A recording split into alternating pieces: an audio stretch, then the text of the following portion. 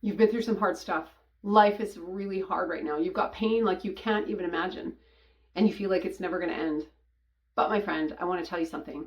Depression is a liar. Depression is a liar, and it makes us think, it makes our thoughts get warped and think things that we wouldn't otherwise think. And today we are going to dig into the 5 lies that depression tells you. Hey friend, if you don't know me, my name is Melanie Borbo, and I'm a mental health coach, and I help women go from stressed, depressed, and overwhelmed to healing, whole, and walking in your purpose. And that is exactly what we're going to do, because as you heal, you then can help other people. You have a message. Your mess becomes your message. And so today, let's talk about these 5 lies, because you know what, when we have depression, we can think things like the first lie is that you will never ever get over this. You'll never feel joy. You'll never feel happiness again. And that is a lie, my friend. I have coached lots and lots of people through this process and have seen them all flourish, thrive again. So even though it feels right now that this is too heavy, this is too hard, and you can't do it, I'm here to tell you that you absolutely can. Because what, you know, it's scientifically, it shows us that when we are in depression, our brains can't actually see positive outcomes or, you know, other alternatives. And so we get really stuck. And so that's why we have to ask for help. We don't have to hit rock bottom before we have to ask for help. It's better to get help sooner than it is to get so deep that we can't get out. So the second lie that that depression tells us is that you are not worth it. You don't deserve to have healing. And that, my friend, again, is a lie. It's a lie from the pit of hell, because just because you're here, you deserve healing. You deserve to get help. Just because of your simple existence, right? I mean, Jesus died on a cross for you. And so that in itself, all by itself, makes you worthy, makes you deserving of getting the help, getting the healing, and living life full out, living life from a completely different perspective. And our third lie is that you're all alone in this. You know, a depressed mind will tend to shut out or push out all the people that want to help.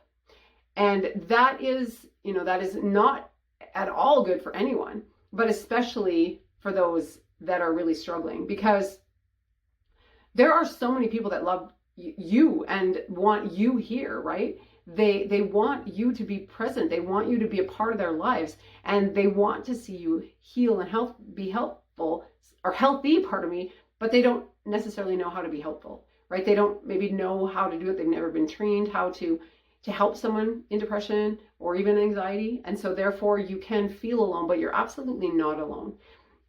There are people around you. There are support groups. There's communities.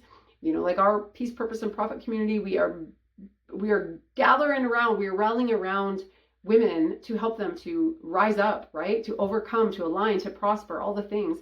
And so if you don't have someone in your immediate circle like that, you know, is willing to help you, willing to be there, to talk to you, then find someone, find a support group, find a community, find something, a doctor, a therapist, someone that can help you to release that warped thought that you're all alone. The fourth lie is that you're a burden, and that, you know, it's exhausting for people to be around you and all the things. But here, I want to tell you something. We lost a friend of ours a couple of years ago.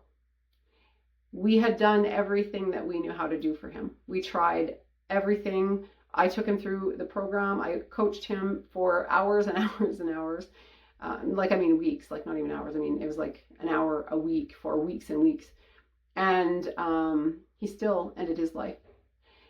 And you know what I really think that he thought? He knew that we all loved him. He knew that. But he couldn't accept it, because he just thought that he was too far gone. He was too much of a burden. And you know, the very things that he wouldn't let anyone help him with were the very things that people had to do for him after he was gone. Like, he apparently had, his house was in disarray. It was a big mess, and he needed a bunch of work done on his house and his yard. And we kept saying, let us come, because that was a source of, feeling shame, feeling guilt, and it would bring on the depression, bring on the anxiety. And we kept saying, let us come, let us help, let us. And he's like, no, I don't want anyone to come in the house. I don't want anyone to see it. But guess who got called after he passed to come and clean up his house? My husband and another good friend, a couple good friends of ours. So the very ones that would have been there to help him, he wouldn't accept help from. And those are the ones that had to clean up the mess after, right? So,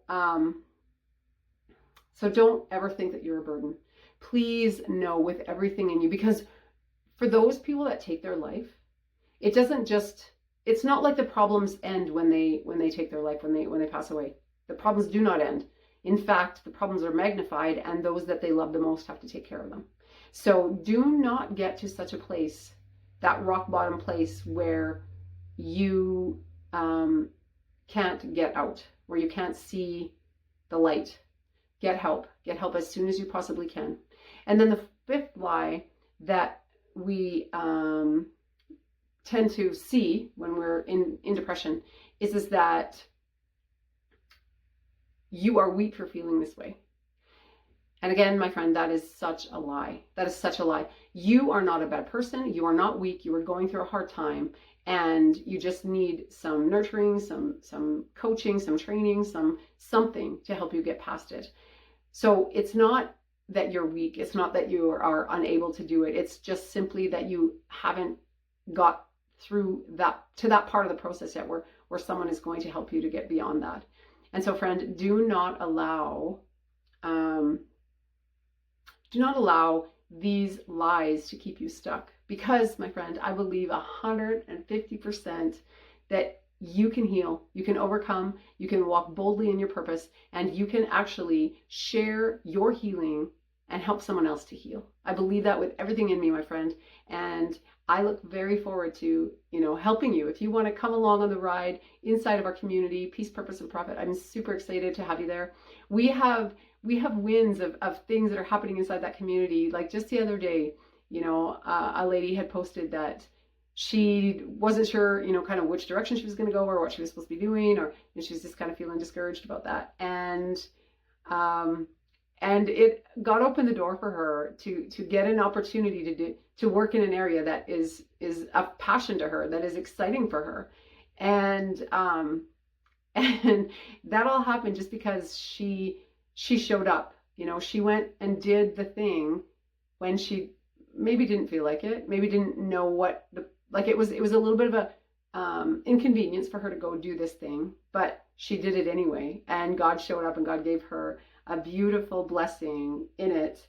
And so I just want to tell you, these are the things that are happening. Like, there's things inside the community that are happening, and I want more wins. I want to hear more women see transformation. And so, come on in, be one of those people. Be one of those people that are going through the programs and things in there. We've got courses in there. We've got a 90 days to renewal in there. We've got all kinds of things, coaching and all kinds of things happening in there to help you to transform. So come on over there, my friend, and let's do this together. Let's ride this wave. Let's get you healed, get you whole, and get you walking in your purpose so that you can make the impact that God has called you to make.